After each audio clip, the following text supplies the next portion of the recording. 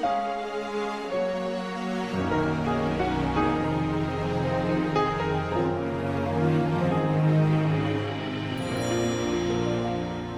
bienvenido, amado, el día de hoy.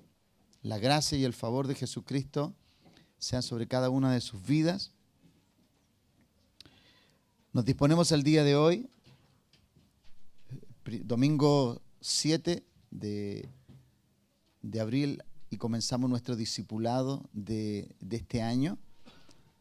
Y este año el discipulado se denominará Avanzando hacia la Plenitud. Ese va a ser la característica y el título o el nombre hacia donde deseamos llevar a la iglesia. O más bien dicho, hacia donde Dios quiere llevarnos como iglesia, ¿no? Hacia donde desea cobijarnos y llevarnos a esa gracia y a esa plenitud donde solamente Dios puede llevarnos. Así que Dios nos dé no tan solamente gracia, favor, revelación, sino que también nos dé un corazón entregado a la formación de su palabra. Amén. Usted sabe que la formación de la palabra de Dios en su vida y en mi vida es un desafío. No es una tarea fácil llevar adelante la palabra de Dios. Sin embargo, yo no quiero que usted ignore todos los beneficios, toda la grandeza que está escondida detrás de toda esa demanda divina, ¿no? La palabra de Dios, usted tiene que aprender a recibirla como el bienestar que Dios a usted y a mí nos quiere dar, más allá de que cuando usted vaya siendo depositario de esa palabra le va a poner una exigencia, le va a poner una demanda, le va a poner una problemática con su hombre interior, con aquel que no quiere ser corregido, aquel que no quiere ser transformado. Por lo tanto, los que estamos avanzando hacia la madurez y los que estamos avanzando hacia la perfección, debemos entender que la perfección a la cual Dios nos quiere llevar no es un estado de arrogancia. Y quiero que le quede muy claro, porque a veces las personas cuando hablan de perfección para poder compararse con otros. La perfección es para que usted sirva a otros. Y hay una gran diferencia entre que usted llegue a la perfección para poder mostrar que usted hace las cosas bien, y otra cosa es llegar a la perfección para que usted traiga a otras personas al lugar donde Dios a usted le ubicó. Amén. Entonces, que usted tenga este anhelo. La perfección no tiene nada que ver con ser un perfeccionista. El perfeccionista normalmente, cuando llega a un estado de perfección, es intransigente con los que no han llegado. Cristo fue perfecto y Él no fue intransigente con los que no lo fueron. Y esa es la estatura que usted tiene que tener. A eso usted tiene que apelar. Cada vez que usted llegue a un estado de plenitud, de perfección en cualquier área de la vida. Recuerde que todas las áreas de la vida tienen que ser llevadas a la plenitud, a la perfección.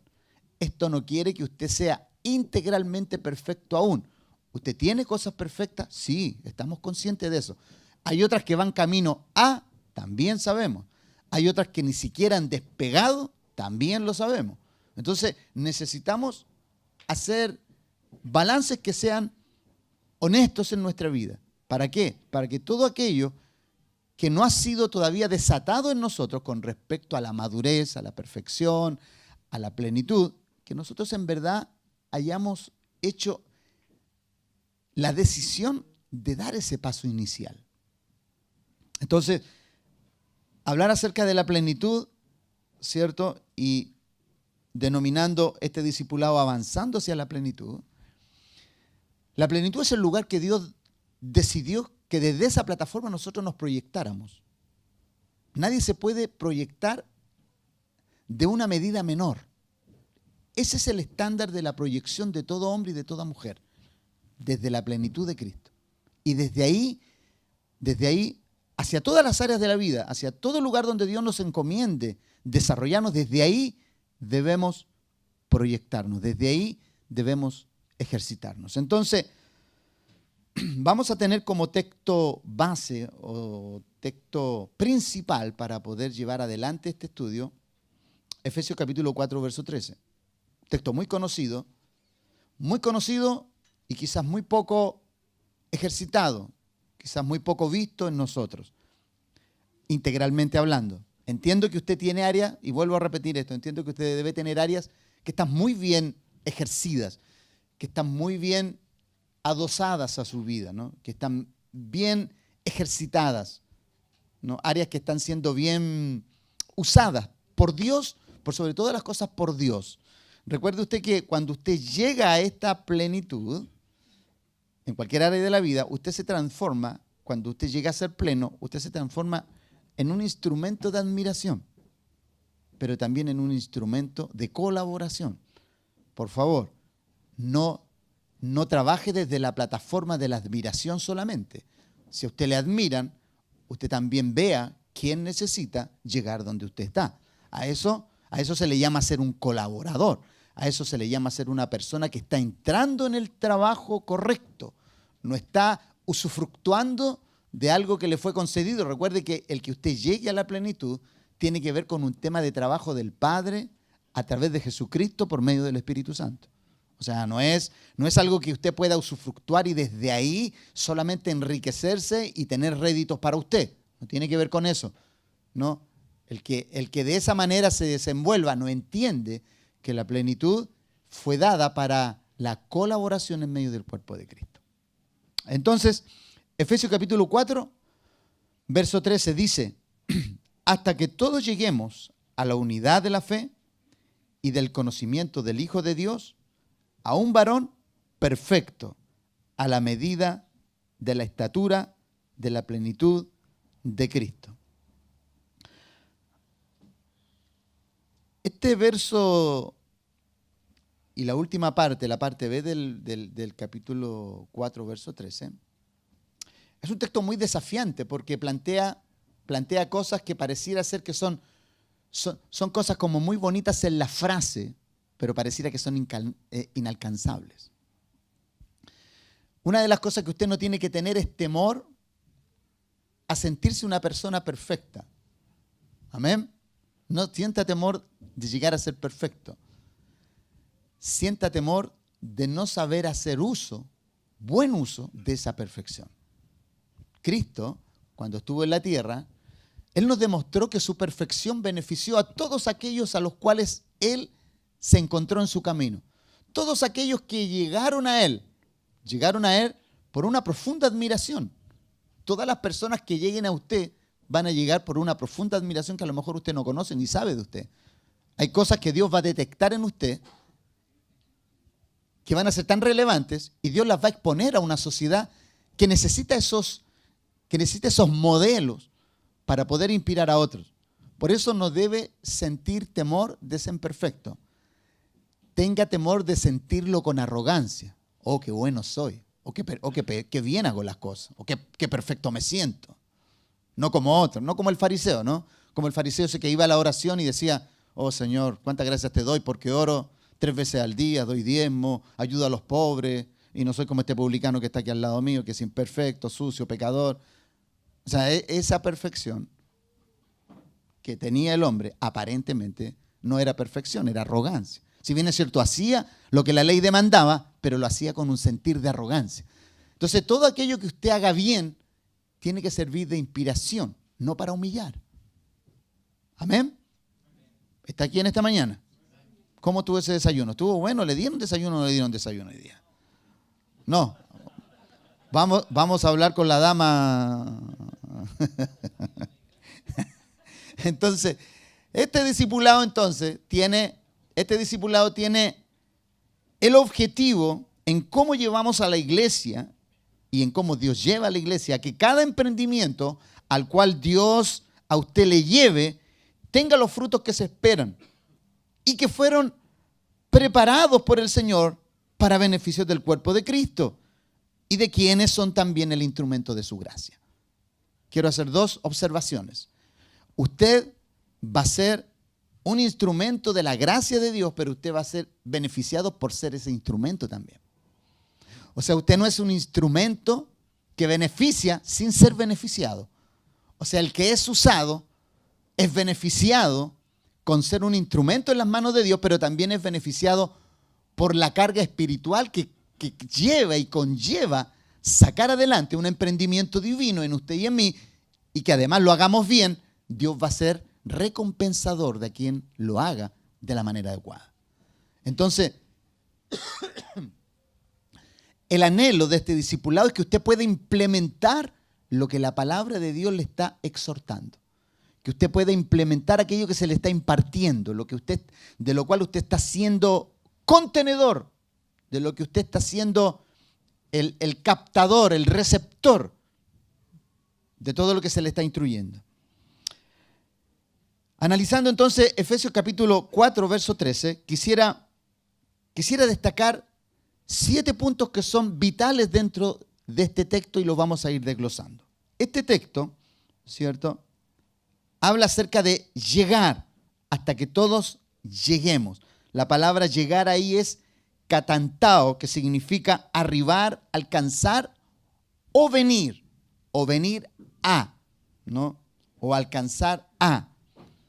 Llegar significa llegar donde está y donde se posee, donde se ubica y donde usted llegue a ser igual que la persona que está alcanzando. Hasta que todos lleguemos a. Entonces, esto es importante, amado, porque Dios a usted no le está dando una directriz de decirle, mira, intenta llegar, sino que dice, el apóstol dice, hasta que lleguemos. No está diciendo, intenta llegar, no, debes llegar. Entonces, esto es imperativo. No hay un camino donde yo a ti, o no hay una instrucción de parte de Dios para mí como maestro y pastor de esta iglesia, no hay una acepción para mí en decirte al que no puede llegar, mira, hazlo como puedas hacerlo. No está esa acepción. No puedo decirte, hazlo como puedes. No, debes llegar a esta plenitud. Porque aquí, en esta plenitud, se encuentran todos los contenidos celestiales con los cuales Dios a ti te va a empoderar y a equipar para esta tarea. O sea, debes llegar. O sea, cuando tú llegues ahí, muchas cosas van a suceder. Por eso es un lugar donde debemos arribar pronto. Usted debe, a través de la palabra de Dios, ejercitarse para llegar con prestancia, no con lentitud. Haga lo que tenga que hacer. Desmárquese de lo que tenga que desmarcarse. No, desvístase de aquellas cosas que son infructuosas, aquellas cosas que no le sirven en esto, desvístase de aquello, sáqueselas. Entonces, llegar aquí, se usa la palabra entonces katantao, que significa arribar, alcanzar, a o venir a. También dice, hasta llegar a ser uno en la fe. Mire, ¿qué es uno en la fe? Hasta que todos lleguemos a la unidad de la fe. Recuerde que unidad no existe en la Biblia, existe la palabra uno. Entonces aquí es llegar a ser uno en la fe. Uno en la fe. Entonces, ¿qué significa ver? Entonces, ¿qué significa analizar? ¿Qué significa analizar esta palabra uno en la fe? Uno en la fe significa que cuando Dios a nosotros nos da una instrucción, todos creamos lo mismo y veamos lo mismo que Dios ve. Eso significa. Uno en la fe significa creer que lo que Dios nos está diciendo, tenemos que creerlo todos juntos en una sola dimensión, no en varias dimensiones. Le voy a poner un ejemplo. Dios dio oportunidades en la Biblia para que todos fueran uno. Por ejemplo, cuando Moisés envió 2 espías, ¿cierto? Cuando dio para que fueran a ver la tierra prometida, solamente 2 personas llegaron unificadas en un solo pensamiento, pero 10 eran muy discordantes a la orden de Dios, ¿no? Porque Dios cuando dio la orden, no dijo, vayan a ver cómo es la tierra, a ver si le pueden ganar a aquellas personas. No fue esa la orden. La orden fue, vayan, observen, porque esa es la tierra que yo les he dado.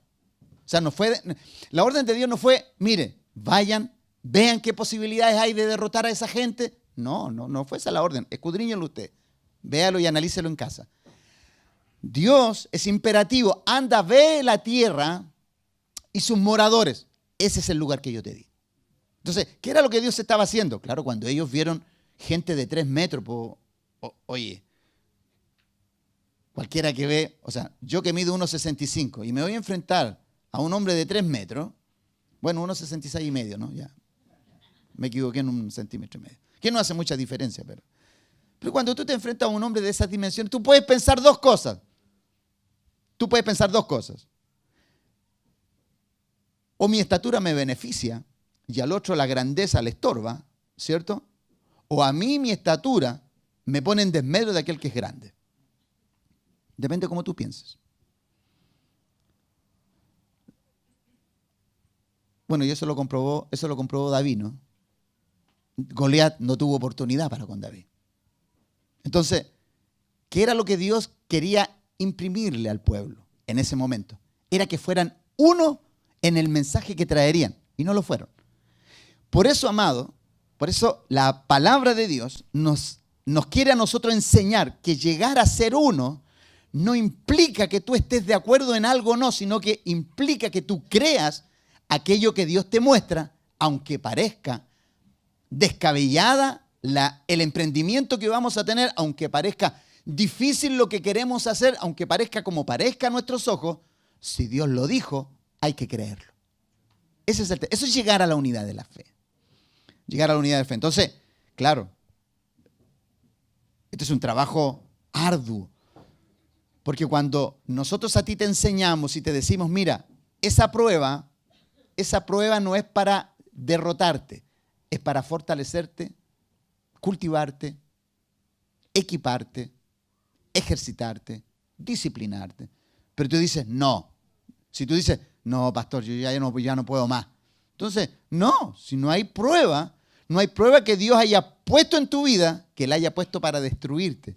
Dios ha puesto algo para equiparte, para desarrollar en ti cualidades que no serían desarrolladas si no está ese momento y esa tensión dentro del desarrollo y dentro del lugar donde tú estás mostrando quién eres.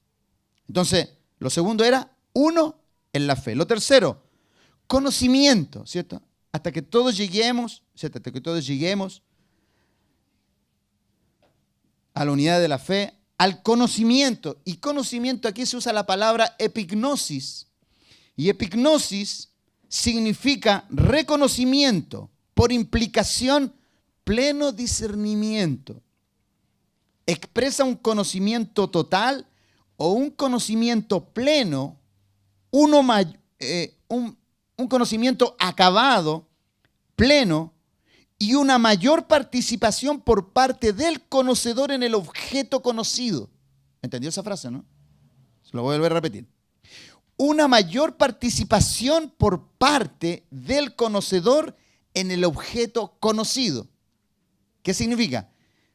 Que usted cuando conoce al que le está moviendo a conocerle, significa que esa persona va a hacer que usted le conozca más allá, de tal manera que usted llegue a interpretar tal cual esa persona es, a ese nivel. Por eso se llama conocimiento, llegar al conocimiento del Hijo de Dios. Todo lo que Él significa, todo lo que Él es, todo lo que se desprende de Él. Entonces, una mayor participación por parte del conocedor en el objeto conocido. O sea, amplias facultades para darle a conocer quién Él es. Con eso creo que queda más claro. Tú vas a tener una amplia participación. ¿Qué quiere decir eso? Que Cristo va a poder ser visto en ti sin ningún estorbo. Vas a tener amplias participación, pero hay otra palabra que se me fue. Amplio poder. Amplia facultad. Entonces, significa una mayor participación por parte del conocedor en el objeto conocido, influenciándole más poderosamente. O sea, vas a ser un instrumento de expresión acabada del conocimiento que tienes de Él. Entonces, claro, Dios nos quiere llevar a esto. Es el anhelo de Él, pero todo esto tiene una causa, un porqué. Solo vamos a llegar ahí. 4. Hasta que todos lleguemos al conocimiento. Y después viene la palabra perfecto, para que seamos perfectos. ¿no? Y ahí se usa la palabra teleios, que ya es una palabra que ya nosotros conocemos. Teleios, que significa habiendo acabado su fin. Eso significa teleios. Perfecto es siendo acabado, habiendo sido acabado. Completo, perfecto, obra terminada, obra finalizada. Eso significa teleios. Y después dice a la medida, ¿cierto? A la medida. Y ahí se usa la palabra metrón, ¿no? Y a la medida quiere decir al metro, a la porción, a la medida de. O sea, no te pone cerca, sino que te pone igual, a la medida. O sea, te pone a la estatura. No es que una persona te dice, mira, allégate aquí, no me sobrepases. Solamente allégate. No. Cristo te lleva donde está Él, a la medida de Él. Amén. Entonces, claro, representar a Cristo con estas garantías que Él nos da, se hace muy victorioso nuestro camino, hablando en términos presentes y futuros. Amén. Entonces, y después dice a la medida y a la estatura, ¿no? Medida es una cosa y estatura es otra, ¿no? Estatura se usa la palabra geliquia, tal como suena con K. Geliquia significa madurez. En términos claros significa madurez. Estatura es madurez. En años o tamaño. O sea, quiere decir que tiene los años adecuados y la estatura adecuada, la medida adecuada. O sea, teleios, pero también madurez. O sea, estas tres palabras están muy bien aplicadas en este texto. Porque Dios te quiere maduro, perfecto y acabado. O sea, pareciera ser que no tendría necesidad de haber dicho las tres palabras, pero implica que Él quiere que nos veamos admirables como Él. Él es admirable. Amén. Amado, por favor, no me mire así como queriendo decir, pastor, usted está pasando de rollo, parece. Es que el Cristo que nos ha llamado a nosotros, nos ha llamado a representarle. Y Él no puede ser representado en un estándar menor que ese. Si no, no se ve como Él es. ¿Sí? Esa es la demanda tan grande del ser llamados hijos de Dios. Es que Él nos ha llamado a representarle como Él es. Él no nos dice, mira, represéntame como puedas. Llega donde puedas. No es ese el término. No es esa la frase. No es ese el lenguaje que usa la palabra de Dios. Entonces, después se usa la palabra, porque usa la palabra perfecto, medida, estatura, y después la última es plenitud. Pareciera que son todas palabras, son paralelismo, parecieran paralelismo, pero una apunta hacia hacerte una persona mucho más integral dentro del cuerpo de Cristo. Y plenitud, que se usa la palabra pléroma, ¿cierto? Esa palabra sabemos que significa llenar hasta arriba. Pleroma es estar full. O sea, tú eres de parte del Señor. Si habláramos en términos automovilísticos, tú serías full equipado. O sea, estás full, tienes todos los estándares que un carro necesita, tú lo tienes. O sea, tú estás full. No eres semi-full. No, porque de pronto cuando alguien puede ir a comprar un vehículo y dice, mire, este es el básico, este es el estándar, semi-full y full. Cristo, amado, pagó para que tú fueras full. No económico. ¿Me vas entendiendo por dónde lo quiero llevar? Amado, por favor, tome en serio esto. Dios a usted no lo está llevando para ser, en términos, le estoy tratando de ser muy gráfico el día de hoy. Dios a usted no lo llamó a ser un cristiano básico.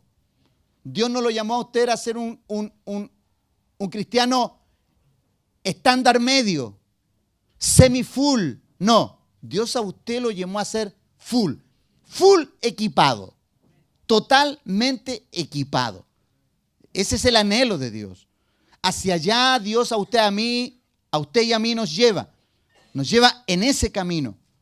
Y amado, este no es un anhelo particular mío, se lo estoy leyendo desde la palabra, ¿ok? Por eso que usted haya venido con su Biblia, para que usted coteje lo que yo le estoy enseñando. No estoy enseñándole nada de mi improvisación ni de mi opinión. Estoy tratando de sacar el máximo recurso que la palabra a nosotros nos da para que usted sea equipado en esto. Pleroma, entonces, significa llenar hasta arriba, aquello de lo cual una cosa está llena, receptáculo lleno del poder de Cristo. En el fondo significa tener o poseer la totalidad de lo que Dios es. Porque Cristo tuvo la plenitud del Padre. Y Jesucristo declaró y dijo, Señor, que ellos sean uno, como tú y yo somos uno, que yo y ellos seamos uno. Amén. Entonces, eso no tiene otra interpretación. No hay otra interpretación para ese texto. No hay una interpretación secundaria. Esto es lo que hay. Y usted puede decir, pastor, en verdad que el tema se nos viene pesado. No, yo diría que se nos viene glorioso. Ahora, por venirse glorioso, se viene pesado porque la gloria pesa, peso de gloria. ¿Ok? La gloria tiene un peso, pero usted vea lo primero desde el punto de vista de gloria como el peso de las facultades divinas que están siendo transferidas a usted y a mí para ser bien administradas. No tiene otro propósito. Entonces, de acuerdo a lo que le he explicado y le he enseñado en esta primera parte de estos 7 puntos gravitantes dentro de este texto, no está mal decir que seremos favorecidos por la gracia que se nos ha dado. Lo importante es que esta gracia no sea mal ejercida. Eso es importante. Entonces, y cuando digo no sea mal ejercida, estoy hablando de que usted tiene que estar dispuesto, y no tan solamente dispuesto, también disponible. Porque si usted es una persona que contiene y que tiene todas las facultades de Dios, pero no tiene el tiempo, porque usted tampoco lo hace, porque usted no procura apartar tiempos para que esa gracia sea desprendida desde usted, entonces usted tiene un problema de racionalización. Usted no está haciendo porciones exactas de cómo invertir su tiempo y en qué invertirlo. Por eso usted tiene que hacer escrutinios y evaluaciones diarias en su tiempo. ¿Qué es lo que hace con su tiempo? ¿Cómo lo administra? Porque si Dios a usted le va a dar esta gracia, si Dios a usted le va a llevar al pleroma, a la plenitud, al teleios, a la perfección, todo eso tiene que tener un objetivo. Amén. No podemos estar ahí como floreritos de mesa para que nos observen y nos admiren. No, tenemos que ejercer aquello. Entonces, cuando nuestro Padre llama a alguien a representarle, entonces tendrá el alto honor de ser su portavoz a los cuales se le ha enviado. Y quisiera destacar la conducta de Moisés, que ilustra un hombre prudente, cuidadoso, con temperamento, una persona con temple, de acero en verdad, un hombre que ante la presión podía ser flexible y no se rompía ante la presión que le ejercía la gente. Entiendo que él fue un hombre que administró muy bien la gracia de Dios. Y qué bueno que quedó escrito en Éxodo capítulo 4, verso 15 y 16, cuando él le dice, Señor, yo soy torpe, yo soy tardo para hablar. Yo soy torpe en esto, por favor. No le está diciendo, ocupa a otro. Le está diciendo, yo no sé hablar bien. Entonces ya cuando insistentemente le está diciendo acerca de sus incapacidades, él le habla así que de esta manera, ¿no? Y le habla, ¿tú crees que yo no conozco que tú tienes un hermano que se llama Aarón y habla mejor que tú? Y cuando le dice eso, le dice, tú le hablarás a él y pondrás en su boca las palabras. Yo estaré con tu boca y con la boca suya, de Aarón, y os enseñaré lo que hayáis de hacer. y él hablará por ti al pueblo. Él te será a ti el lugar de boca y tú serás para él el lugar de Dios. Mire que dígame usted, ay Señor, ubícate a otro por favor. Porque de pronto en esto tú no te puedes equivocar. Cuando tú transmites un mensaje divino, tú no puedes decir, tengo la impresión que el Señor dijo esto. No, tú tienes que ser preciso en lo que tienes que decir. O me parece que Dios quiere esto de ti. No, amado, o sea, tú tienes que ser y tú tienes que escuchar la voz en forma clara, nítida y precisa. Para eso tenemos que ser llevados a la perfección. Para eso tú tienes que tener conocimiento del Hijo de Dios. Para eso tú necesitas llegar a la medida y a la estatura de. ¿Por qué tienes que llegar a la estatura de? ¿Por qué Moisés tuvo 40 años siendo ejercitados en el desierto? ¿No? 40 años, ¿por qué? Porque él vivió 40 años en Egipto para poder vaciarlo de todo lo que se llenó en Egipto. 40 años utilizó en crecer allá, 40 años lo tuvo en el desierto vaciándolo de todo aquello. En algún momento se nos enseñó que Dios lo llevó allá para que él aprendiera las grandes filosofías y los emprendimientos egipcios. No, amado. Lo que Dios hizo fue esconder su instrumento en el mismo lugar donde Dios iba a libertar a su pueblo. Amén. Así que, amado, una de las cosas que yo le voy a decir, nunca huya del lugar donde Dios a usted lo ha puesto. Usted no sabe por qué está ahí. Nunca huya. Lo más probable que de donde usted salió antes de tiempo. Por eso Moisés salió en el tiempo, 40 años, justo, una generación, 40 años. Y después, ¿cuándo volvió? Una generación después, 40 años después, volvió. Entonces ninguno de nosotros nos podemos mover. Es que me parece, que yo aprecio que esto está haciendo. No, amado. Dios no está fuera de control con tu vida. Él sabe lo que tú estás viviendo, sabe lo que te están imprimiendo, sabe lo que está sucediendo a tu alrededor. Él lo sabe. Él sabe lo que sucede. 40 años en el desierto. Amado, ¿tú crees que Moisés lucía como cuando estaba en el palacio de Faraón? ¿Tú sabes cómo estábamos en el palacio de Faraón? Blanquito, seguramente, afeitadito, ¿cierto? Con ropas excelentísimas. Pero cuando estuvo 40 años en el desierto, hermano, ese hombre dejó de ser lo más probable el atractivo, esas ropas de calidad, Dolce Gabbana, todo eso ya no se ponía Boss. No, ya no estaba usando ese tipo de ropa.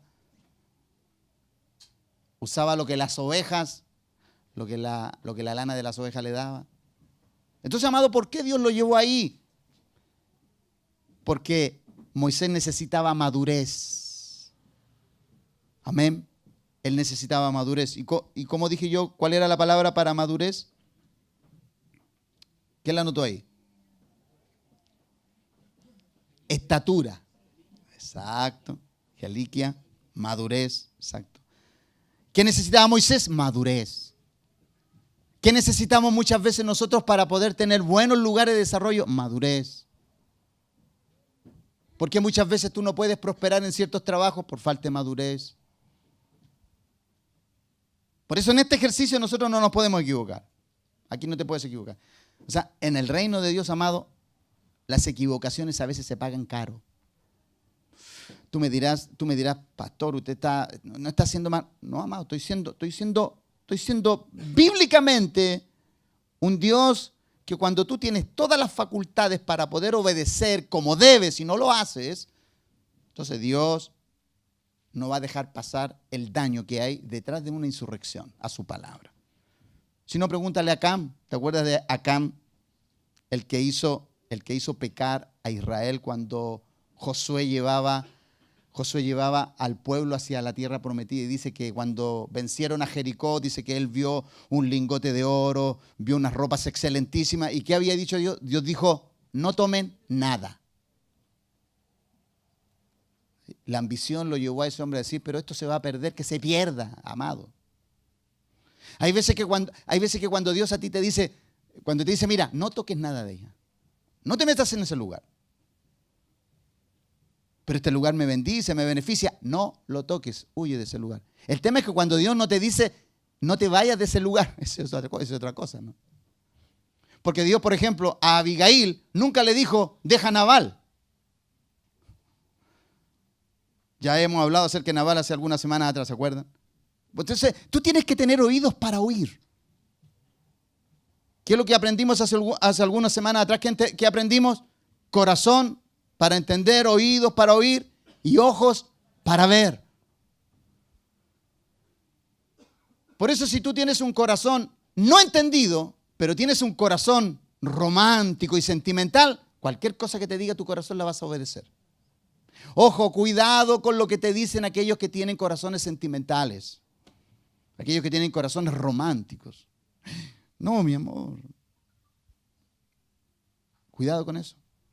Porque Dios, usted sabe, ya hemos aprendido que Dios no es romántico, ni tampoco es sentimental. Ahora, eso no quiere decir que Él no tenga emociones. Las tiene, claro que sí, pero las tiene muy bien expresadas. De hecho, es más, hemos analizado la palabra de Dios y a veces hasta como que Dios a veces como que se sentía un poco frustrado con algunas personas que no sabían hacer bien las cosas. Sobre todo con su pueblo Israel. Cuando Él le dice, ¿cuántas veces los quise juntar? ¿Cuántas veces los quise guiar?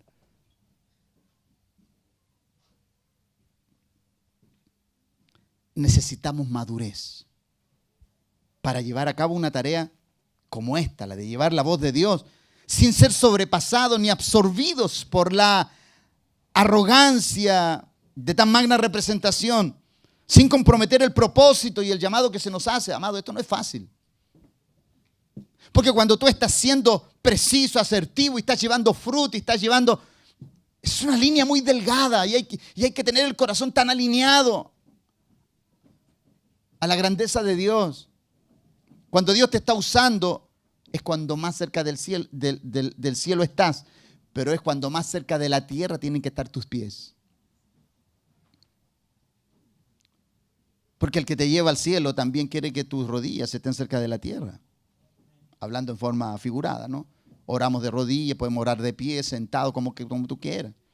El tema es cómo está tu corazón cuando estas cosas suceden. Porque tú, amado, no vas a poder evitar que Dios te use. Si tú eres hijo, tú no vas a poder evitar que Dios te use. Lo que tienes que evitar es que tu corazón se envanezca. Y para eso necesitamos madurez. Amén. Necesitamos madurez. Cuando tú seas asertivo, cuando tú seas preciso, cuando tú seas una persona que entregue recursos y esos recursos funcionen y cuando se desprenda de ti toda la gracia y la grandeza de Dios, es para el próximo emprendimiento que Dios te lleve, tengas la misma humildad con la cual llegaste al anterior. Amén. Por eso tenemos que hablar acerca de esto.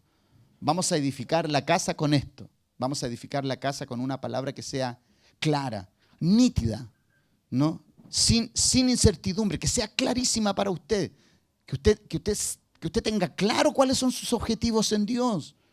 Que usted tenga claro hacia dónde Dios le quiere llevar. Necesitamos madurez para representar.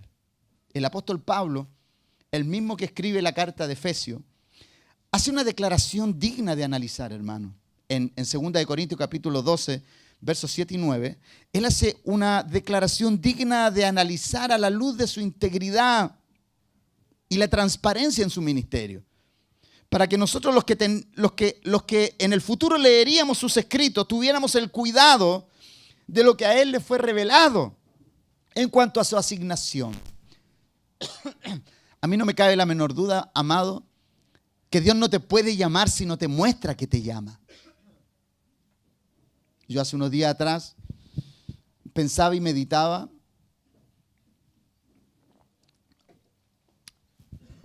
Siempre hago una visita a mis sueños, a mis recuerdos, a aquellas cosas que Dios me mostró mientras venía camino a. Y recuerdo, amado, y una de las cosas que yo trato de recordar y contener son todas aquellas cosas que Dios me habló siendo muy joven en la iglesia. Cómo Dios sistemáticamente me iba hablando cosas y me decía, y me hablaba y me decía lo que iba a hacer conmigo. Y hay una de las cosas en las cuales Dios a mí, en verdad, me ha perfeccionado y yo creo que me va a seguir perfeccionando, porque Dios cuando te perfecciona en algo, amado, no termina de hacerlo. O sea, cuando yo te digo, soy perfecto en algo, Dios te va a seguir perfeccionando. Si hay algo que a mí Dios siempre siempre me ha probado en mi paciencia, man. Ay, Dios mío, y no termino de aprender. Porque ya cuando ya creo que yo ya llegué, ya se me abre otro panorama donde tengo que seguir invirtiendo paciencia.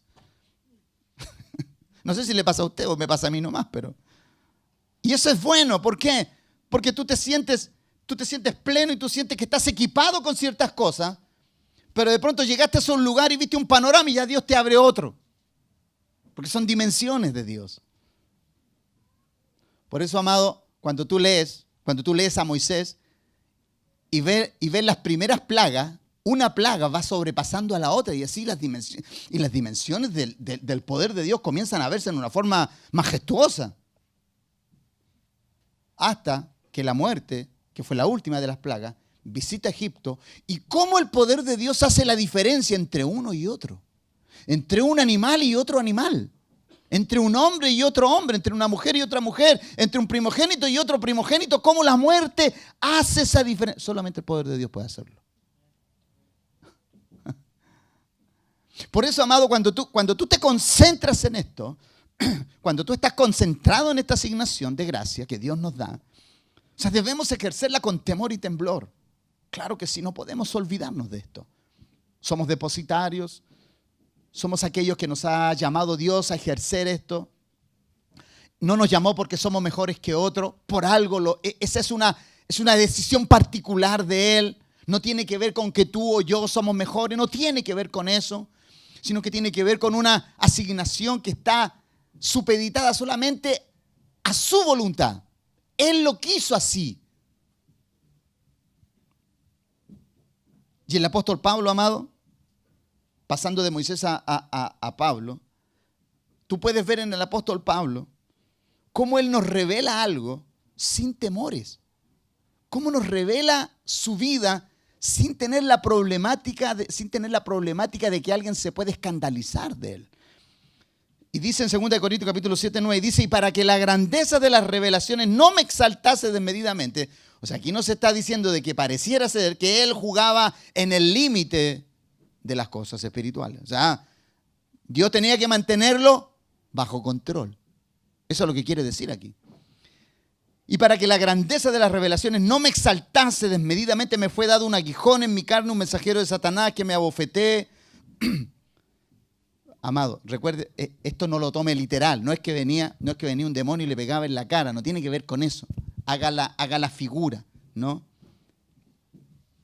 Esto es una ilustración. Un aguijón en mi carne, ¿no? Y cuando habla de la carne no está hablando de esto de afuera, sino que está hablando acerca de su impronta, de su espíritu, de su idoneidad. En cómo podía desprenderse de una forma y manifestarse de una forma equivocada. Un mensajero de Satanás que me abofetee para que no me enaltezca sobremanera, respecto a lo cual 3 veces he rogado al Señor que lo quite de mí. Y me ha dicho, bástate mi gracia. ¿Qué te tiene que bastar a ti entonces para que puedas superar algo? Amado, tú no tienes que renunciar a tu esposo, no tienes que renunciar a tu esposa, no tienes que renunciar a nada de lo que te esté oprimiendo, que te baste la gracia del Señor. Amén. Porque de pronto la esposa y el esposo no puede ser un mensajero de Satanás, pero estoy hablando de que si hay alguna situación difícil, no quiero que lo pongas en paralelismo con aquello, pero si hay una situación difícil, por favor, que la gracia del Señor te baste. No, si hay algo complicado en tu trabajo, en tu asignación, en tu desarrollo, en cualquier lugar donde tú estés, que te baste la gracia. Si la gracia te llevó ahí, la gracia te va a sostener. Gracias, Fidel, por ese amén. Porque cuando Dios nos lleva a un lugar donde la gracia te ubica, solo la gracia te puede sacar de ahí. Si tú sales del lugar por decisión propia, esa es tu responsabilidad. ¿Ok? No le digas después a Dios, Señor, aquí estoy, úsame. Dios te va a decir, te saliste del lugar donde te ubiqué. Por eso, amado Moisés, y aquí en el caso de Pablo, él nunca salió de la directriz del Espíritu de Dios que había en él. Y esto lo dejó escrito, ojo, esto lo dejó escrito para que nosotros aprendamos esto. Por eso hablar de que Dios puede manifestar grandeza en ti, Tú puedes hablar de eso, pero tienes que hablar con la cordura que requiere, con la madurez que esto implica. Y para que no me exaltase sobremanera, respecto a lo cual 3 veces he rogado al Señor que lo quite, y me ha dicho, bástate mi gracia. Porque mi poder se perfecciona en la debilidad. Por tanto, de buena gana me gloriaré más bien en mis debilidades, para que repose sobre mí el poder de Cristo. Entonces aquí la madurez fue puesta a prueba. La madurez del apóstol fue puesta a prueba. Y Pablo muestra una faceta de su vida en la cual pudo haber sido cuestionado, pero resalta la plenitud de aquel que no necesitaba esconder nada. Ni de la gloria de la cual fue espectador e instrumento, ni de las debilidades que le atacaban por causa de esa misma gloria. Porque esa gloria era una selecta asignación dada por el Padre a su vida. ¿Tú sabes, amado, lo que puede suceder con una persona que no sabe administrar bien la gloria de Dios? ¿Sabes lo que puede suceder? Puede suceder lo que le sucedió a Salomón. Así que ahí tienes 31 capítulos en Proverbios para que puedas leer lo que le sucede a una persona que no administra bien la gloria de Dios. Ahí tienes todos los consejos. Y si te volviste más depresivo, entonces anda a Eclesiastés. Ahí tienes 12 textos más para que los analices y veas la condición en la cual una persona cae después de haberle fallado a aquel que te ha dado tan tremenda asignación. Amén. Entonces, el mismo Pablo, entonces, entendiendo en toda su magnitud dicha lección, él escribe esto y dice, el mismo Efesios capítulo 4, pero en el del verso 11 en adelante, ¿no? Y vamos a pasar por otros textos más también ahí. Dice, y él mismo entonces constituyó a unos apóstoles. Y qué bueno que puso instituir, ¿no?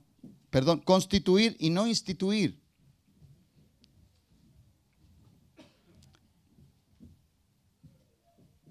Porque las instituciones normalmente las edificamos nosotros.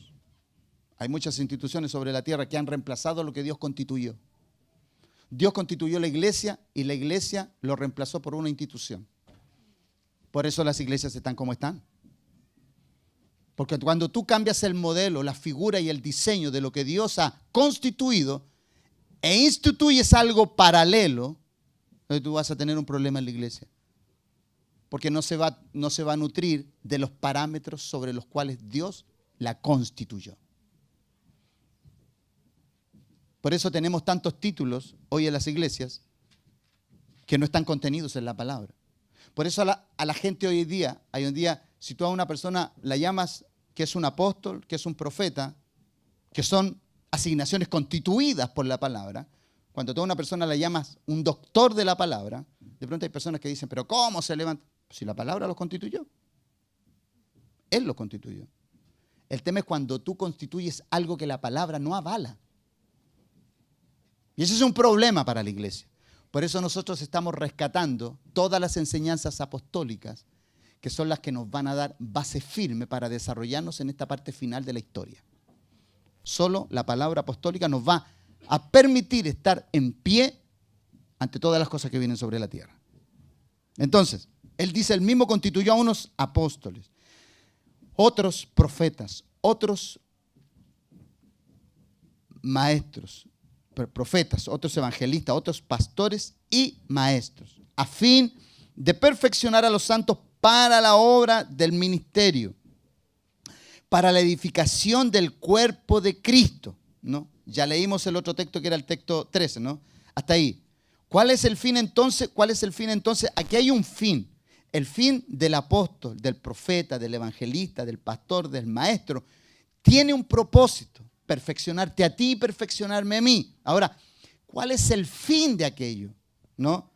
Porque aquí dice, para la edificación del cuerpo de Cristo, hasta, o sea, hay un tiempo donde comienza y termina, hasta que todos lleguemos a la unidad de la fe y del conocimiento del Hijo de Dios, a un varón perfecto, a la medida de la estatura de la plenitud de Cristo.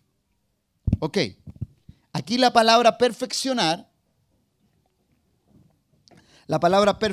aquí es la palabra catartismos, que es diferente a la otra palabra que nosotros vimos anteriormente. La palabra perfeccionar es catartismos y significa mobiliario completo. ¿Se ha dado cuenta usted que cuando usted compra una casa y dice, viene full equipada? O sea, cuando Dios, amado, edificó una casa en nosotros, le puso el mobiliario completo. Por eso nosotros tenemos el pleroma de Dios. Tenemos el teleios. Por eso dice, ¿no? La palabra perfeccionar aquí es catartismo, que significa mobiliario completo, denota un ajuste o plena preparación. Equipar significa. Y esta palabra, amado, se usaba, y escuche bien aquí, esta palabra se usaba también en la cirugía, ¿no? Perfecto, o sea, esta palabra catartismo se usaba en la cirugía en aquel tiempo, en un sentido, y en el sentido de colocar un miembro roto o poner en la debida posición una articulación. Entonces, la persona que estaba desarticulada del cuerpo, ¿qué es lo que hacía el ministerio apostólico, profético, pastoral, evangelístico, todo? ¿Qué es lo que hacía? Lo adosaba al cuerpo. Por eso es un término cirujano, ¿no? Que usaban los cirujanos. Entonces es colocar un miembro roto o poner en la debida posición una articulación. La idea básica de la palabra es la de poner algo en las condiciones debidas. Esto entonces nos da luz acerca de las funciones ministeriales que aquí fueron repartidas con el fin de que los responsables de la iglesia se aseguraran de cuidar, instruir, guiar a los miembros de este cuerpo buscando la perfección que es demandada por medio de la enseñanza apostólica. La enseñanza apostólica a ti te mueve a ser perfecto, no te incita a la mediocridad, te incita al estándar más altísimo que representó Cristo. O sea, la enseñanza de Dios no va a avalar tu imperfección, va a tomar tu imperfección y te va a llevar a la perfección. Ahora, tú puedes decir, ¿pero cómo lo hago? No te preocupes, solamente escucha la palabra y hazla. Escúchala y hazla. De esa forma tú vas a llevar, ¿cierto?, tu vida hacia donde Dios se propuso llevarte a ti. Amén. La finalidad entonces es comprobar, de acuerdo a todo esto, la finalidad entonces es comprobar que el cuerpo de Cristo, en base a estas 5 gracias, y llevarnos a la perfección, la finalidad es comprobar que el cuerpo de Cristo esté siendo edificado y no destruido. Porque la obra del responsable en su autoridad es siempre la construcción y nunca la destrucción. O sea, un ministro que destruye la iglesia es de dudable procedencia su asignación. Tú tienes que construir. Amén. Eso es distintivo. Un hombre o cualquier persona que destruye lo que se le puso en sus manos, es válido cuestionar su asignación. Porque el apóstol lo dice aquí. El apóstol dice en 2 Corintios capítulo 13, vamos ahí. Porque tenemos que edificar sobre fundamentos sólidos. Tenemos que edificar sobre palabras que sean veraces. 2 Corintios capítulo 13, 8 dice, porque nada podemos contra la verdad, sino por la verdad. O sea, yo no puedo ir en contra de lo que está establecido, sino por la verdad. Ese me asigna, ahí yo me desenvuelvo. Por lo cual, dice, nos gozamos de que seamos nosotros débiles y que vosotros estéis fuertes. Y aún oramos por vuestra, ¿qué dice ahí? ¿Hacia dónde te lleva la enseñanza entonces?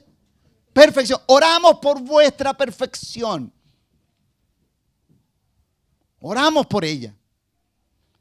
Oramos. Sí, un ministro tiene que cada día orar por la perfección de los santos. No de sus santos, de los santos del Padre. A los que se le encargó, las ovejas que se pusieron en su mano. Hay que estar orando ahí, Señor, lleva a tu pueblo a la perfección, guárdalos, cuídalos, protégelos, rodéalos, madúralos, perfecciónalos. Entonces el apóstol, ¿qué dice?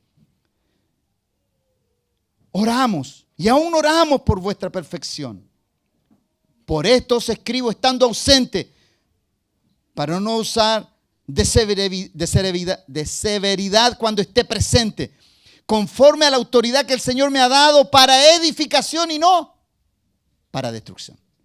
Entonces, ¿qué es lo que hace un ministro? Construye cuando edifica, para perfeccionar a los que está edificando. Entonces, amado, si la perfección que el apóstol Pablo tenía, y él tiene claridad, que él era un hombre perfecto, acabado, él tenía el teleios en su vida, él tenía la plenitud, por lo tanto, habla de la plenitud en esta dimensión porque él la había alcanzado. En Filipenses él dice: a los que ya somos perfectos, esto mismo sigamos y sintamos, en el capítulo 3. Entonces, cuando él te está imputando esto y te está enseñando esto, te está llevando a un lugar donde él ya está. Por eso, la asignación de su autoridad, ¿en qué radicaba su autoridad? No tan solamente que Dios lo había llamado, sino que lo ubicó en un lugar correcto para poder ser la expresión de esa perfección. Entonces, cuando tú ves que el apóstol Pablo llegó ahí y él dice: mi autoridad es para perfeccionarte, no para destruirte. Eso es distintivo, eso es clave. Porque una verdad tiene que ser siempre expresada en amor. Siempre. Aunque sea verdad, en amor. Una verdad no sirve expresada sin amor. No sirve una verdad sin amor. Si tú quieres expresar verdad, pero hablas arrogante, soberbia y denostantemente, esa verdad no va a servir, no le va a servir a nadie. Tiene que ir con esa gracia que te imputa el amor de Dios. Amén. Amén. Está aquí esta mañana. Está muy concentrado, usted parece. Para edificación y no para destrucción. Amado, aunque la tarea de formar, equipar, modelar es importante, queda el trabajo más alto y de mayor envergadura en cuanto a la misión encomendada a las gracias ministeriales. Porque era importante llevar a la iglesia todo esto, era importante, pero había algo mucho más magno, había algo mucho más glorioso, a lo cual los ministerios tenían que llevar esta tarea. Y si bien es cierto, estaban empoderando el cuerpo y el apóstol Pablo estaba haciendo un trabajo muy excelente, quedaba la tarea de llevar a la iglesia a la unicidad. Ese era el destino final. Si tú llegabas a la plenitud, que era la unidad, la unicidad con el Padre, el uno con el Padre, si tú llegabas ahí, estabas en posición de ejercer todo aquello que había sido puesto en tus manos. ¿Y qué significa llegar a la unicidad? La de llevar a la iglesia a la unicidad, al poder del uno. ¿Qué significaba esto? Porque si llevaban a la iglesia al poder del uno, a la unicidad, a ser uno, estarían tan equipados, tan fortalecidos, tan iluminados, que nada les desarmaría de esa unicidad, de ese poder del uno. Estarían tan unificados, tan conexionados. Me gustó mucho esa palabra, analizando algunas palabras ahí. Estarían tan conexionados que nada les haría renunciar a esa naturaleza de vida. No serían objeto de rebelión, ni de mutilación, ni de nada que dividiera el cuerpo de Cristo. ¿Por qué Dios te quiere llevar al uno? Porque el que es uno, se ve uno solo. Y si se ve uno, ¿quién se ve? Ya no te ves tú, no me veo yo. Entonces cuando somos uno, no se ve nadie. Solamente vemos al Cristo. Por eso cuando tú y yo somos uno, yo te miro a ti, yo veo a Cristo. Tú me ves a mí, ves a Cristo. Entonces no hay mutilación, no hay rebelión, no hay humillación, no hay nada de aquello. ¿Por qué? Porque si yo te veo a ti, somos uno, yo veo a Cristo, no veo a nadie más. A Él yo lo veo. Entonces no soy objeto de rebelión, no soy objeto de castigo hacia nadie, no soy objeto de humillación. ¿Por qué? Porque veo a Cristo. Ese es el tema. Por eso tenemos que llegar a la plenitud. Si tú llegas a la plenitud, llegas al uno. Y si llegas al uno, lo ves a Él cara a cara. No tienes razón para rebelarte contra Él.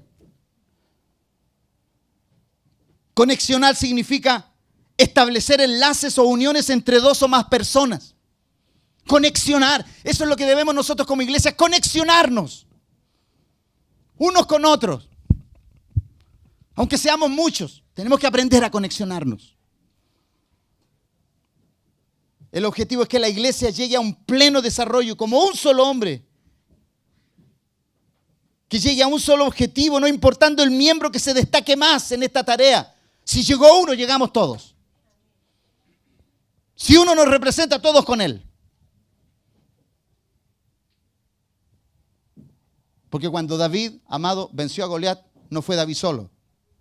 David nunca venció a Goliat. Nunca lo venció para él entrar en una promoción. Él dijo, yo te voy a matar porque tú humillaste a los ejércitos del Dios Altísimo. Nunca fue por él. Amado, tu batalla, tu causa, tu lucha, nunca es por ti. Siempre es por el cuerpo. Siempre es por el que está siendo humillado. Cuando tú eres uno con Cristo, cuando tú estás en el pleroma de Dios, cuando tú estás en la plenitud, tu lucha siempre es por el otro. Escúchame bien, cuando tú estás alejado del pleroma de Dios, no piensas en nadie. Tu necesidad es la única que necesita ser saciada.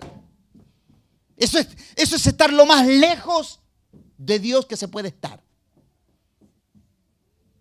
Cuando tú eres primero, segundo y tercero, y tú eres el que necesita de todo, y todos te tienen que dar, y todo, amado, estás muy lejos del pleroma. Por eso la mujer con las dos blancas fue destacada.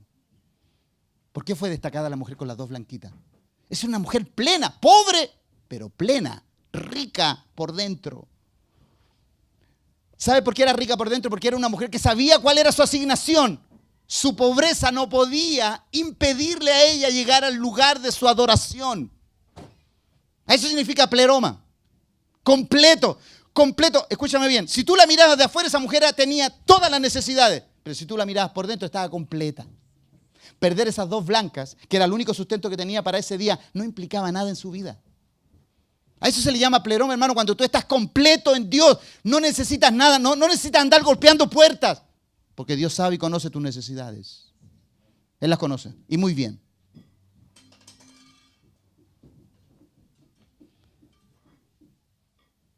El objetivo entonces es que la iglesia llegue a este nivel.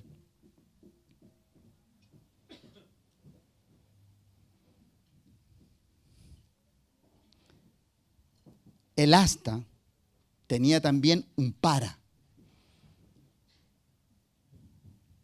El asta tenía un para. ¿Por qué tenías que llegar hasta la plenitud? ¿Para qué? ¿Cuál es el para? El hasta lo sabemos. Hasta que todos lleguemos a la unidad de la fe, ¿cierto? A la plenitud, al conocimiento de Cristo, un varón perfecto, hasta la plenitud de aquel que todo lo llene en todo y todo lo que sabemos. El para que manifestaría nuestra plenitud. ¿De qué manera lo haría? ¿De qué no seríamos movidos de aquí para allá por toda corriente y pretensión carnal y engañosa? ¿Qué es lo que dice el verso 14? Dice, para que ya no seamos niños fluctuantes. ¿Para qué Dios quiere que tú seas pleno? Para que no seas un niño fluctuante. Que hoy día tomas una decisión, que un día te llegó tu asignación, una asignación que tú no esperabas, te llegó algo glorioso y de pronto pasaron 2 o 3 meses y estás queriendo tirar la esponja, parece que no era de Dios. No, amado. Seamos serios en las cosas que Dios nos da. Cuando Dios te abre una puerta, permanece allí hasta que Dios te saque. Mira, nosotros estamos aquí. ¿Tú sabes cuánto yo anhelo ir al lugar donde tengamos nuestra casa particular para el Señor? Yo anhelo salir. Pero no me voy a olvidar que Dios me abrió esta puerta. Y esta puerta se tiene que cerrar. O sea, esta puerta se tiene que cerrar cuando Él la cierre y Él nos abra la otra. Amén. Ahora, en el intertanto, ¿qué estoy haciendo? Buscando por cielo, mar y tierra. Sí, lo hago porque es mi trabajo. Debo hacerlo. Estoy como un espía en esta ciudad. Me conozco cada rincón de Placilla, Dios mío. Pero mientras Dios abre mis ojos para ver cuál es el lugar, agradezco el haber llegado hasta aquí. Con todo lo que implica los sinsabores de estar aquí a veces. Algunos Mickey Mouse que nos aparecen por aquí, indeseables. Pero con oración los hemos echado también. Para que yo no sea más. Entonces, ¿cuál es la plenitud? ¿Para qué lo que es la plenitud? ¿La plenitud para qué lo que es? ¿Para que tú seas bien evaluado? ¿Para que seas bien ponderado? No, amado. para que ya no seamos niños fluctuantes, llevados por doquiera de todo viento de doctrina, por estratagema de hombre, que para engañar usan con astucia las artimañas del error. ¿Para qué era la plenitud? Para que no seas un niño que anda de aquí para allá, que un día estás aquí y al otro día estás allá.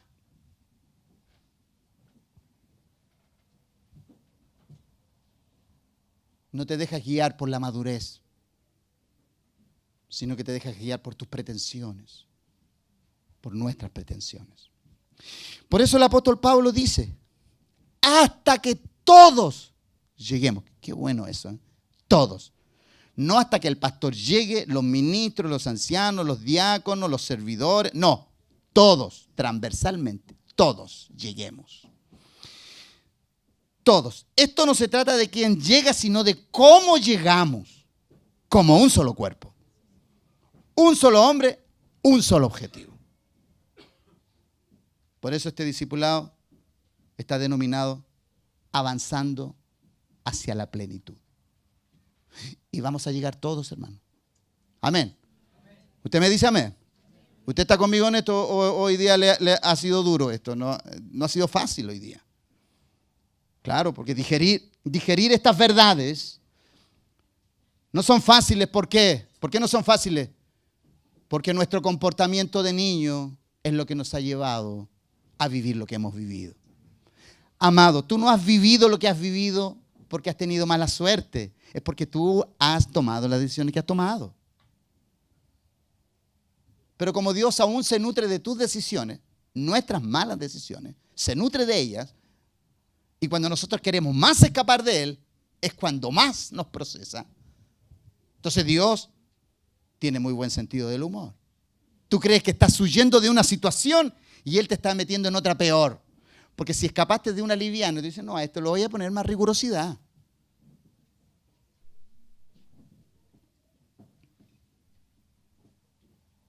Por eso el apóstol dice hasta que todos lleguemos. En esto no se trata de quién llega entonces, sino que se trata de cómo llegamos con Él ahí. Con Él, para Él y por Él. Y termino con este texto de Juan, capítulo 13. Juan 14, verso 3, dice, para que donde yo estoy, vosotros también estéis. Ese es el poder del uno. ¿Cuál es el poder del uno? ¿Cuál es la plenitud? Plenitud es ser pleno, plenos, todos. Todos seamos plenos, hasta que todos lleguemos a la plenitud, todos plenos. Y en esta plenitud estamos llenos, no necesitamos demandar, pedir, pelear, revolucionar, ni afectar a nada ni a nadie, porque somos plenos en Él. Estamos en el uno, estamos en la plenitud, somos perfectos, estamos en el teleios. ¿Quién podría derribarnos de ese lugar? Nadie, absolutamente nadie. ¿Por qué? Porque tú conoces tu asignación. Por eso, como Cristo conocía su asignación, ¿qué dijo Él? Él dijo, hasta que todos lleguemos, pero terminó con esto y dijo, para que donde yo estoy, vosotros también estéis. Porque Cristo no te puede decir que quiere ser uno contigo si no comparte lo que Él tiene. A eso se le llama ser uno. Por eso, amado, la iglesia del primer siglo era una, porque podían sentarse a la mesa transversalmente todos. Y no había problemas en que estuviera el rico, el que no tenía, o el pobre, todos podían estar ahí. Y podíamos disfrutar de todo. O sea, ellos podían disfrutar de todo. Que nosotros lleguemos a aquello. Disfrutar todos juntos. La plenitud de aquel que todo lo llena en todo.